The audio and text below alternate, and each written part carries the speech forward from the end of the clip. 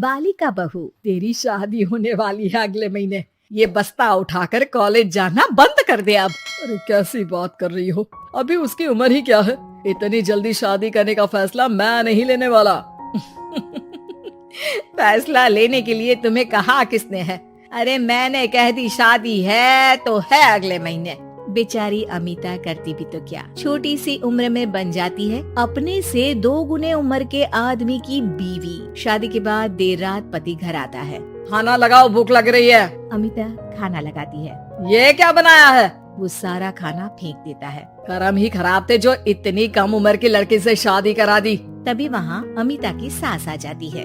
अरे हमें क्या पता था कि ये इतनी कामकाज में ढीली है। इसकी माँ ने तो कहा था रॉकेट की स्पीड से काम करती है। अमिता को आए दिन ससुराल में ताने, गालियाँ और कभी कभी तो मार भी पड़ती। सुन जा, अपनी माँ को बोल 50,000 रुपए भेजे, फ्री में नहीं रखना है तुझे। अरे मेरी एक आँख का ऑपरेशन भी तो करवाना है। अमिता को सास घर से निकाल देती है। अमिता परेशान होकर मायके की ओर जाती है। वो घर तो पहुंचती है लेकिन वहाँ ताला लगा है। अरे अमिता बेटी, क्या हाल बना रखा है तेरे पति ने? कहाँ है वो? अमिता पड़ोसी के सामने रोने लगती है। मुझे नहीं जाना उस घर में चाची। मेरे मम्मी पापा कहाँ है? उन लोगों ने तो ये मकान छोड़ दिया बिटिया। वो लोग तो कहीं और शहर चले गए, तुझे नहीं बताया? अमिता जोर जोर से रोने लगती है। नहीं बताया? ये क्या कर गए माँ पिताजी मेरे साथ?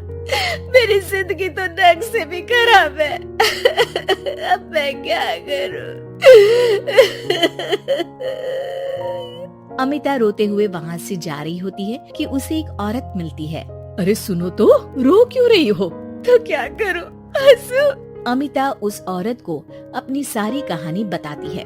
देखो, मेरा सिलाई का काम है। अगर तुम चाहो तो मेरे साथ ये काम कर सकती हो। बदले में मैं तुम्हें रहने की जगह, खाना और 1 दिन का 100 रुपया भी दूंगी। अमिता कुछ सोचती है और फिर उस औरत के साथ चल देती है। अब क्या था, अमिता की जिंदगी अपने मायके और ससुराल से दूर एक नए सिरे से शुरू होती है। रहना खाना फ्री होने के कारण अमिता रोज का पैसा बचा लेती। वो आसपास के लोगों के भी कपड़े सिलने लगी। और एक दिन सिलाई सेंटर की एक औरत कहती है, अरे वो साड़ी की कंपनी है ना, वो बिक रही है।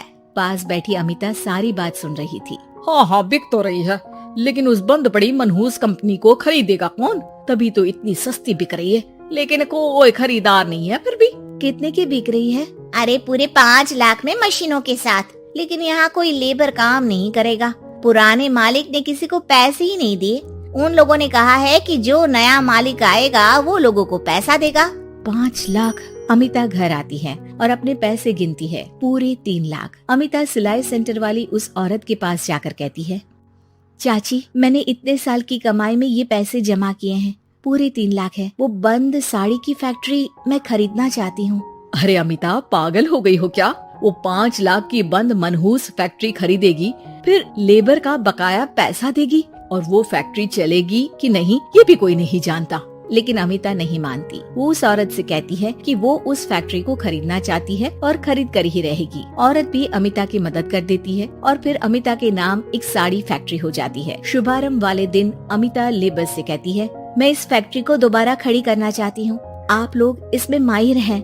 मैं नहीं जानती कि पहले वाला मालिक के काम करने का क्या तरीका था, लेकिन मैं अपनी योजनाओं के साथ आई हूँ। मेरे पास आप लोगों को देने के लिए अभी तो पैसे नहीं है, लेकिन मैं वादा करती हूँ 3 महीने में आप लोगों के पैसे ब्याज सहित आप लोगों को दे दूंगी। और ये क्या बात होती है?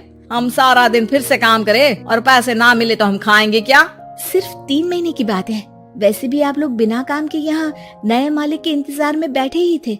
मैं काम करना चाहती हूँ और 3 महीने में सारे पैसे देने का वादा भी करती हूँ। लेबर आपस में सलाह करते हैं और अमिता की बात मान लेते हैं। सिलाई सेंटर से मशीन, सिलाई और कपड़े के ज्ञान में माहिर हो चुकी अमिता सभी के साथ मिलकर खुद काम करती। शहर और दूसरे शहरों में घूम घूम कर साड़ी का डिजाइन दिखाती और ऑर्डर लेती। अमिता को कई जगह से ऑर्डर आ जाते हैं।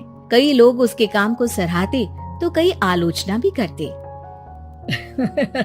अरे बड़े बड़े व्यापारी बैठे हैं, यहाँ तू कहाँ टिकेगी? लाओ दिखाओ कैसी साड़ी बना रही है तुम्हारी फैक्ट्री। अमिता उन लोगों को साड़ी के डिजाइन दिखाती है कि तभी वहाँ व्यापारी की बीवी आ जाती है।